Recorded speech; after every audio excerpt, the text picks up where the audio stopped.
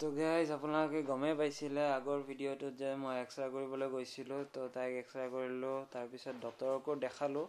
তো ডক্টৰে ক'লে কি তাইৰ ভিতৰত এটা দাঁত গজিছে মাংসৰ ভিতৰত, তো সেই দাঁতটো চাৰ্জাৰী কৰি ওলাব লাগিব।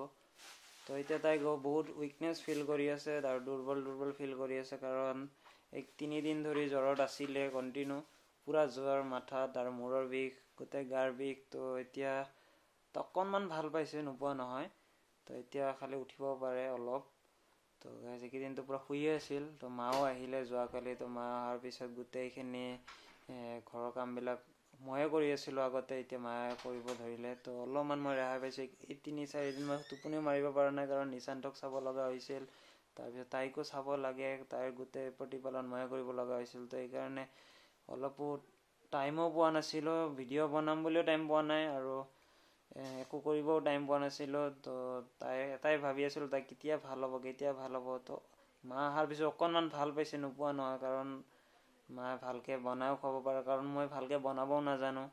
যিহেতু ল'ৰা মানুহৰ ইমান এটা হেবিট নাথাকে ভালকৈ বনোৱা। তো মোৰ খালি মাংসই বনাব জানো, তাৰ বাহিৰে মই ইমান এটা বেলেগ বস্তু বনাব নাজানো। তো সেইকাৰণে ভালকৈ খোৱা লোৱাও তাইক দিব পৰা নাই, বাবুকো নিশান্তকো দিব পৰা নাই। তো এইটোৱে আৰু সকলোৱে আশীৰ্বাদ কৰিব তাই সোনকালে ভাল হয়, আৰু তাৰ চাৰ্জাৰীটো কৰিব লাগিব। বৰ্তমান চাৰ্জাৰী কৰিব নোৱাৰোঁ, কাৰণ তাই উইকনেছ ফিল কৰি আছে আৰু দুৰ্বল হৈ আছে। এতিয়া ডক্টৰে চাৰ্জাৰীও নকৰে, জ্বৰ থাকিলে চেলাইনো নিদিয়ে। তো গাইজ আৰু কি ক'ম আৰু। তো সকলোৱে আশীৰ্বাদ কৰিব যেন তাই সোনকালে ভাল হৈ যায়। মোৰো এইটোৱে প্ৰাৰ্থনা কৰিম ভগৱানক, তাই যেন সোনকালে ভাল হৈ যায়। তো গাইজ আজিৰ ভিডিঅ'টো ইয়াতে সমাপ্ত কৰোঁ।